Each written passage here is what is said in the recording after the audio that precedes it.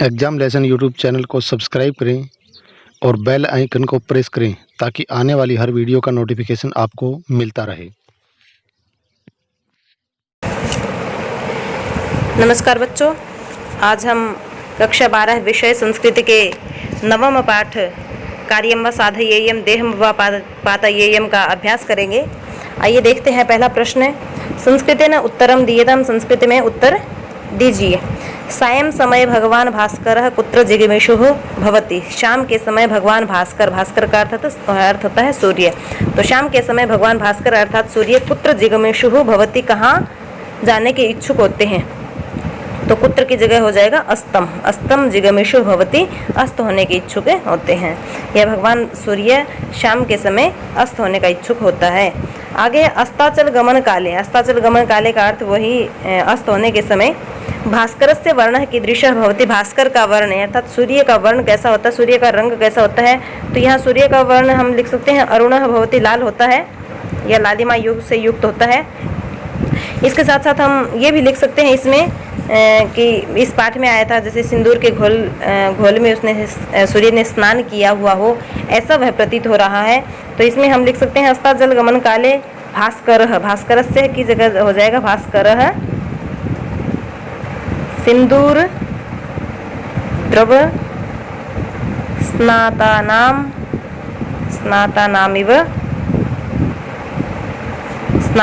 स्नातानामिव प्रतीयते, कि सिंदूर के द्रव में यानी कि घोल में स्नातानाम इव स्नान किए हुआ सा प्रतीयते प्रतीत हो रहा है। ऐसा लग रहा है मानो सूर्य ने सिंदूर के घोल में स्नान कर लिया है, अर्थात लालिमा से युक्त प्रतीत हो रहा है। अगला है नीडेशु के प्रति निवर्तनते। नीडेशु, नीड का अर्थ था घोंसला। तो नीडेशु घोंसलों में के कौन प्रति निवर्तनते लौट रहे हैं, अपने अपने घोंसलों में कौन लौट रहे हैं। तो यहाँ इस पाठ में आया था गौरैया पक्षी जो वो अपने अपने घोंसलों में लौट रहे हैं शाम के समय। तो कलविंका प्रति निवर्तनते, गौरैया पक्षी अपने घोंसलों में लौट रहे हैं। अगला है शिव वीर से विश्वास पात्रम किम स्थानम प्रयाति स्म। शिव वीर का जो विश्वास पात्र था, जो गौर वर्ण का जो युवक था, वो कहाँ जा रहा था, कौन से स्थान पर जा रहा था। तो वो तोरण दुर्ग जा रहा था, तोरण दुर्गम प्रयाति स्म, तोरण दुर्गम प्रयाति स्म, तोरण दुर्ग जा रहा था। अगला है प्रतिक्षणम अधिकाम श्यामताम का निकलयंती। हर पल या प्रतिक्षण अधिक से अधिक श्यामताम कालेपन को कौन प्राप्त कर रहे हैं। तो कानी की जगह हो जाएगा वनानी, वन प्रदेश जो वो शाम के समय अधिक से अधिक कालेपन को प्राप्त कर रहे हैं या अंधकार को प्राप्त कर रहे हैं। अगला है शिववीर विश्वास पात्र से उष्णेशम कीदृशम आसीत। शिववीर के विश्वास पात्र की जो पगड़ी थी, उष्णेश करता था पगड़ी, वो कैसी थी। तो इसमें हम लिखेंगे शिववीर से विश्वास पात्र, शिववीर विश्वास पात्र से शिववीर के विश्वास पात्र की। आगे फिर हम लिखेंगे राजत सूत्र शिल्पकृत, कि चांदी के सूत्र से या तार से बनी हुई बहुल चाकचक्य, अत्यंत चकाचौंध से युक्त या चमकती हुई, बहुल चाकचक्य वक्र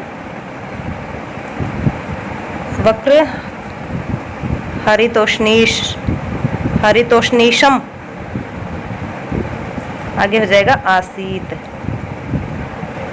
कि शिववीर के विश्वास पात्र की राजत सूत्र शिल्पकृत चांदी के तार से बनी हुई बहुल चाकचक्य अत्यंत चमकती हुई वक्र तिरछी हरितोष्णेशम हरे रंग की पगड़ी आसीत थी। यानी कि उसकी पगड़ी कैसी थी, चांदी के तार से बनी हुई अत्यंत चमकती हुई तिरछी और हरे रंग की थी। अगला प्रश्न है मेघमाला कथम शोभते। मेघमाला जो थी वो किस प्रकार से सुशोभित हो रही थी। तो दिग्गजानाम दंतावला इव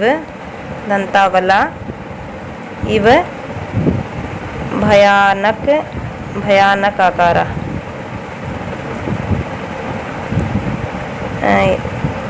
फिर से लिख देती हूँ इसको मैं। दिग्गजानाम दंतावला इव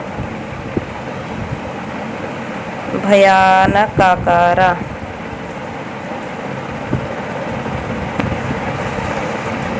शोभते, कि मेघमाला जो थी वो दिग्गजों के दांतों की पंक्ति के समान भयानक आकार वाली शोभते, सुशोभित हो रही थी, या प्रतीत हो रही थी, या दिख रही थी। अगला प्रश्न है समीचीन उत्तर संख्या में कोष्ठके लिखित। समीचीन उत्तर संख्या को कोष्ठक में लिखिए। यहाँ जो सही उत्तर होगा, समीचीन का अर्थ होता है सही, जो सही उत्तर होगा, उचित उत्तर होगा, उसको हमें यहाँ लिखना है। तो इसमें पहला है शिवराज विजय से रचयिता कह अस्ति। शिवराज विजय के रचयिता कौन है? तो बाणभट्ट भी नहीं है, श्रीहर्ष नहीं है, माघ नहीं है, अंबिका दत्त व्यास इसके लेखक हैं। तो इसमें हम लिखेंगे अंबिका दत्त व्यास किसके लेखक हैं? शिवराज विजय के लेखक हैं। और बाणभट्ट किसके हैं? कादम्बरी के और हर्षचरित के। श्रीहर्ष का ग्रंथ है नैषधीय चरितम, जिसमें निषद देश के राजा नल का और दमयंती का वर्णन है। और माघ का एकमात्र ग्रंथ है शिशुपालवधम, इसका माघ का एकमात्र ही ग्रंथ है। श्रीहर्ष के और भी ग्रंथ हैं, जैसे खंड खाद्य भी है। और अंबिका दत्त व्यास का ग्रंथ है शिवराज विजय। अगला प्रश्न है कति वर्ष देशीय युवा, कितने वर्ष का युवक हयेन घोड़े से पर्वत श्रेणी गच्छति, इसमें पर्वत श्रेणी के ऊपर जा रहा था। तो इस पाठ में ये आया था 14 वर्ष देशीय है, 12 वर्ष देशीय, 15 वर्ष देशीय, 16 वर्ष देशीय। तो इसका उत्तर है 16 वर्ष देशीय, 16 वर्ष का। अगला है शिववीर से विश्वास पत्रम किम आदाय तोरण दुर्गम प्रयाति। शिववीर का जो विश्वास पत्र था वो क्या लेकर तोरण दुर्ग जा रहा था? तो वो पत्र लेकर तोरण दुर्ग जा रहा था, इसमें होगा दूसरा। तो पत्रम आदाय, पत्र लेकर तोरण दुर्ग जा रहा था। अगला रिक्त स्थानानि पूरयते, रिक्त स्थानों की पूर्ति कीजिए। अथाकस्मात् परितो मेघमाला खालिस्तान प्रादुरभूत। अकस्मात अचानक परितः सब ओर से मेघमाला जो बादलों की जो पंक्ति है वो किसके समान प्रकट हुई? पर्वत श्रेणी के समान प्रकट हो गई। तो पर्वत श्रेणी हो जाएगा इसमें। आगे क्षणे क्षणे खालिस्तान खुराश चिक्कण पाषाण खंडेशु प्रस्खलंती। पल या हर पल क्षण में खालिस्तान खालिस्तान के खुर चिक्कण पाषाण खंडेशु, चिकने पत्थरों के टुकड़ों पर प्रस्खलंती, फिसल रहे हैं। तो किसके खुर? हयस्य, घोड़े के, क्योंकि वो घोड़े के द्वारा पहाड़ों के ऊपर से जा रहा था। तो हयस्य खुराश चिक्कण पाषाण खंडेशु प्रस्खलंती। आगे है पदे पदे खालिस्तान वृक्ष शाखा सम्मुखम आगन्हन्ति। पदे पदे हर पग पर, दो धूय मानः, हिलती हुई, दो धूय मानः, हिलती हुई वृक्ष शाखाएं, पेड़ों की जो शाखाएं थी वो सम्मुखम आगन्हन्ति, सामने से प्रहार करती हैं, चोट करती हैं। आगे है कृत प्रतिज्ञोसु खालिस्तान निज कार्यान्न विरमति। दृढ़ प्रतिज्ञा, जिसने प्रतिज्ञा कर रखी है, प्रतिज्ञाधारी वह कौन? वह शिववीर चरः, शिववीर का विश्वास पात्र या शिववीर का अनुचर सेवक। तो शिववीर चरो निज कार्यात, अपने कार्य से, न विरमति, पीछे नहीं हटता, वो अपने कार्य से पीछे नहीं हटता, शिववीर का विश्वास पात्र। अगला प्रश्न है अधोलिखितानां पदानां अर्थान विलिख्य वाक्येषु प्रयुञ्जत। निम्नलिखित पदों के अर्थ लिखकर वाक्यों में प्रयोग कीजिए। तो भास्कर है, भास्कर का अर्थ होता है सूर्य। तो भास्कर है पूर्वस्याम उदेति। भास्कर का अर्थ हुआ सूर्य, पूर्वस्याम पूर्व दिशा में, उदेति उगता है। भास्कर या सूर्य पूर्व दिशा में उगता है। अगला है मेघमाला। तो पर्वत श्रेणी मेघमाला, माफ कीजिएगा यह मोग लिखा गया, मेघमाला शोभते। पर्वत श्रेणी के समान बादलों की पंक्ति सुशोभित हो रही है। अगला है वनानी। वनानी का अर्थ हुआ वन। तो वनानी श्यामताम कलयंती। वन प्रदेश जो है वो कालेपन को प्राप्त कर रहे हैं या अंधकारमय हो रहे हैं। अगला है मार्गः। तो अत्र कोपि सरलः मार्गः नास्ति। यहाँ कोई भी सरल मार्ग रास्ता नहीं है। उसके बाद है वीरः। वीरः का अर्थ हुआ वीर। तो शिवस्य विश्वासपत्रम महान वीरः आसीत्, महान वीरः आसीत्। शिव का जो विश्वास पत्र था वो महान वीर था। अगला है गगनतलम, तो इसमें हो जाएगा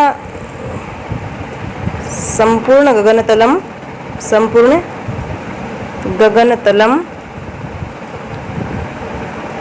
महांधकार है पर्यच्छदित।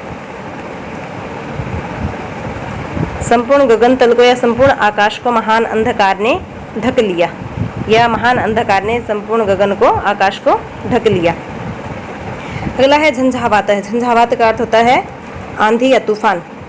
तो अकस्मात, अकस्मात झंझावातः उत्थितः, अचानक झंझावात या आंधी या तूफान उठा। उसके बाद है मासः। मासः का अर्थ होता महीना।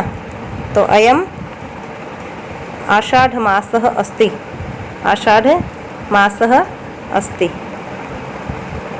और वास्तव में अब आषाढ़ मास ही है, कल से श्रावण प्रारंभ होगा। तो अयम आषाढ़ मासः अस्ति, ये आषाढ़ का महीना है। अगला है सायं, तो इसमें हम कर देंगे सायं काले या सायं समये, शाम के समय। भास्करः अस्तम गच्छति, अस्तम गच्छति अस्त होता है, या अस्तम भवति करेंगे तो भी ठीक है। ये हुआ हमारा चौथा प्रश्न। पांचवा प्रश्न है हमारा अधोलिखितानां पदानां संधि विच्छेदम कृत्वा संधि निर्देशम कुरुते। निम्नलिखित पदों का संधि विच्छेद कीजिए, करके संधि निर्देश कीजिए। संधि का नाम बताना इसमें कि किस पद में कौन सी संधि है। तो पहला पद है हमारे पास तस्यैव, तस्यैव का विच्छेद हो जाएगा तस्य धन एव, और इसमें है वृद्धि संधि, ए और एक वृद्धि हो जाएगा, तो ये वृद्धि संधि का उदाहरण है। अगला है शिखरात शिखराणी, इसमें विच्छेद हो जाएगा शिखरात धन शिखराणी, इसमें है व्यंजन संधि, व्यंजन संधि का उदाहरण है ये। आगे कोपी, कोपी का विच्छेद हो जाएगा कह धन अपि, इसमें विसर्ग संधि है। ये स्वर संधि का भेद है, फिर व्यंजन संधि है, फिर विसर्ग संधि है। अगला पद है हमारे पास प्रादुरभूत। प्रादुरभूत का हो जाएगा प्रादुः धन अभूत, इसमें भी विसर्ग संधि है। उसके बाद अथाकस्मात, अथाकस्मात का हो जाएगा अथ धन अकस्मात, इसमें स्वर संधि है और स्वर संधि में है दीर्घ संधि। उसके बाद है कार्यान्य, कार्यान्य का हो जाएगा कार्यात धन न, और इसमें है व्यंजन संधि। ये फिर स्वर संधि का, ये विसर्ग संधि हो गई, फिर स्वर संधि और फिर व्यंजन संधि। अगला प्रश्न है हमारा छठा, अधोलिखितानां पदानां प्रकृति प्रत्यय विभागम प्रदर्शयते। निम्नलिखित पदों के प्रकृति और प्रत्यय विभाग कीजिए, ये प्रकृति और प्रत्यय का विभाग प्रदर्शित कीजिए। प्रयुक्त, प्रयुक्त में प्र उपसर्ग है, युज धातु है, युजिर योगे, और क्त प्रत्यय है। आगे उत्थित, उत्थित में उत उपसर्ग है, ष्ठागति निवृत्त धातु है, मूल धातु ष्ठागति निवृत्त स्था हो जाएगा उसका, और त प्रत्यय है। आगे उत्प्लुत्य, उत्प्लुत्य में उत उपसर्ग है, प्लुंग धातु है तो प्लु हो जाएगा, और ल्यप प्रत्यय। आगे है रुतैहि, रुतैहि में रुत शब्द है, और ये तृतीय विभक्ति का है। तृतीय विभक्ति के बहुवचन में भिस प्रत्यय का प्रयोग होता है। सु औजस अमौक्षष्टाभ्याम भिस, सौजस मौक्षष्टाभ्याम भिस सूत्र से, पाणिनीय सूत्र से भिस आदेश भिस होता है, और भिस का ऐस आदेश होता है। ऐस आदेश होने के कारण अकार और आई की वृद्धि होने के कारण आई वृद्धि हो जाएगी, और त पे आई की मात्रा लग जाएगी, तो रुतैहि शब्द बन जाएगा। ये तृतीय विभक्ति का बहुवचन का पद है, तृतीया बहुवचन का, रुत शब्द की तृतीया का बहुवचन का पद। आगे उपत्यका, तो उपत्यका शब्द है उपत्यका, और इसमें तसिल प्रत्यय है। तसिल प्रत्यय पंचमी विभक्ति के स्थान पर प्रयुक्त होता है, पंचमी विभक्ति की जगह, पंचमी विभक्ति की जगह तसिल प्रत्यय का प्रयोग होता है, जैसे उपत्यका से अलग होना अर्थ में। आगे ग्रस्यमान है, ग्रस्यमान में ग्रस्य धातु हो गई, और शानस प्रत्यय है। शानस धातु, धातु मूल धातु है ग्रस्व, तो ग्रस बनेगा, इसमें ग्रस्य नहीं, ग्रस धातु और शानस प्रत्यय। अगला प्रश्न है हमारा, अलंकार निर्देशम कृत, अलंकार का निर्देश कीजिए। वदनाम भोजन, वदनाम भोजन का अर्थ था मुख रूपी अम्भोज, अम्भोज का अर्थ था कमल, तो कमल रूपी मुख, मुख रूपी कमल नहीं, कमल रूपी मुख से। तो यहाँ रूपी शब्द जहाँ बीच में आ जाता है, रूपी, तब रूपकम अभेदो, यह उपमान उपमेय हो, जहाँ उपमान और उपमेय में अभेद स्थापित हो। उपमान और उपमेय में जहाँ अभेद स्थापित किया जाए वहाँ रूपक अलंकार होता है। यह हिंदी अर्थ इसका हम करके देखेंगे तो बीच में रूपी शब्द लग जाएगा, जो कर्मधारय का उदाहरण में भी प्रयुक्त होते हैं अधिकतर। तो रूपी शब्द जहाँ लगेगा वहाँ रूपक अलंकार होगा। तो वदनाम भोजन में, भोजन में रूपक अलंकार है। दिगंत दंतावल है, इसमें अनुप्रास अलंकार है।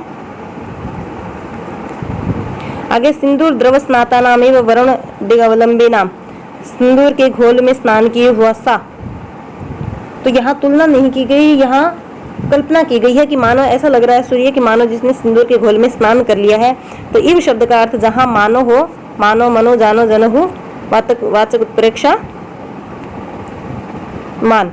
तो यहाँ उत्प्रेक्षा अलंकार है सिंदूर द्रव स्नाता मनामी। इस इव के का अर्थ जहाँ मानो होगा वहाँ उत्प्रेक्षा अलंकार होगा, और इव शब्द का अर्थ जहाँ समान होगा वहाँ उपमा अलंकार होगा। अगला 8वां प्रश्न है हमारा, विग्रह वाक्य विलिख्य समास नामानि निर्दिशत, विग्रह वाक्य लिखकर समास का नाम लिखिए। तो पहला पद है हमारा मेघमाला, मेघमाला का विग्रह हो जाएगा मेघा नाम माला, मेघा नाम माला, मेघमाला, ये षष्ठी तत्पुरुष समास है। यहाँ माफ कीजिएगा थोड़ा, मेघमाला का हो जाएगा मेघा नाम माला, मेघमाला षष्ठी तत्पुरुष का उदाहरण है ये। आगे है महांधकार है, महांधकार का हो जाएगा महान, महान चासव अंधकार है, महान चासव अंधकार है, ये महांधकार हो जाएगा, ये कर्मधारय समास का उदाहरण है। आगे पर्वत श्रेणी ही, पर्वत श्रेणी ही का हो जाएगा पर्वतानाम श्रेणी ही, पर्वतानाम श्रेणी ही, पर्वत श्रेणी ही, ये षष्ठी तत्पुरुष समास का उदाहरण है। आगे है महोत्साह, महोत्साह का हो जाएगा महान उत्साह या महान चासा उत्साह भी कर सकते हैं हम इसको, विग्रह महान उत्साह भी कर सकते हैं या महान चासा उत्साह, ऐसे ही महान अंधकार भी कर सकते हैं, महान चासा अंधकार भी कर सकते हैं। इसमें कर्मधारय समास है। आगे है विश्वास पत्रम, विश्वास पत्रम का विग्रह हो जाएगा विश्वासस्य पत्रम, विश्वासस्य पत्रम, विश्वास पत्रम, ये षष्ठी तत्पुरुष समास का उदाहरण है। आगे है हरितोष्णीश शोभितः, इसमें हो जाएगा हरितेन, हरितेन उष्णीशेन शोभितः, हरे रंग की उष्णीश से यानी कि पगड़ी से शोभित है, सुशोभित। यहाँ तृतीया तत्पुरुष इसलिए होगा क्योंकि पगड़ी के द्वारा आने के कारण यहाँ तृतीय विभक्ति है, तो ये उदाहरण हो गया तृतीय तत्पुरुष समास का। अगला प्रश्न है हमारा, पाठ्यांश से सारम हिंदी भाषा आंग्ल भाषा वा लिखते, पाठ का सारांश हिंदी भाषा में अंग्रेजी भाषा में लिखिए। आपके पेपर में अंग्रेजी भाषा में नहीं आएगा, हिंदी में ही आएगा, तो ये आप इसके लिए भी आपको हिंदी अर्थ समझना आवश्यक है। अगला प्रश्न है हमारा, पाठ्यांश प्रयुक्ता ने अव्यय चित्ता लिखते, पाठ में प्रयुक्त अव्यय पदों को चुनकर लिखिए। इसमें अव्यय पद मैं आपको बता दूं कि अव्यय कौन से होते हैं। तो सदृशम त्रिषु लिंगेषु वचनेषु च सर्वेषु सर्वासु च विभक्तिषु येन व्यतीत तदव्ययम्, जो सभी लिंगों वचनों सभी कालों में एक समान रहें या जो परिवर्तित ना हो वो अव्यय पद कहलाते हैं। जैसे हिंदी में हम जिनको अविकारी पद कहते हैं। तो इनमें पाठ से चुनकर आप लिख सकते हैं। मैं एक बार आपको संक्षेप में बता दूं, जैसे च है, इव, एव, एवं, नूनम, खलु, ही, उपरि, अधः, परितः, परतः, उभयतः, अथ, अभ्यंतर, परम, सायं, प्रातः, वा, तावत्, इति, अपि, इस प्रकार के जो पद होंगे वो अव्यय पद होंगे। तो इस प्रकार के कोई भी पद आपको आपके परीक्षा में ये नहीं आएगा कि इस पाठ के अव्यय पदों को लिखिए। हाँ, ये हो सकता है आपके पास कोई गद्य आए, उस गद्य में से आपसे पूछा जाए कि इसमें कौन कौन से अव्यय या अव्यय पदों को छाट कर आप लिखिए। तो आप इस प्रकार के जो पद मिलेंगे या जिनका जब आप हिंदी अर्थ करेंगे तो आपको पता चल जाएगा कि जिसमें कोई परिवर्तन ना हो या जिस शब्द को किसी साथ वाले शब्दों के द्वारा साथ वाले शब्दों के कारण परिवर्तित न किया जाए वो अव्ययपद होते हैं। तो इस पाठ के मुख्य अव्ययपद आप जो मैंने बताए हैं वो आप एक बार चेक कर लेना। आपके पाठ में अगर ये शब्द हैं तो वो निश्चित ही अव्ययपद हैं। और इसी के साथ हमारा पाठ का अभ्यास भी पूर्ण हुआ। मेरा आपसे अनुरोध है कि इस पाठ के अभ्यास को सीखने से पहले आप हिंदी अर्थ को अवश्य सीखें, समझें और उसके बाद आप अभ्यास को बहुत ही सरल तरीके से याद कर सकते हैं। तो इसी आशा के साथ आप सभी का धन्यवाद।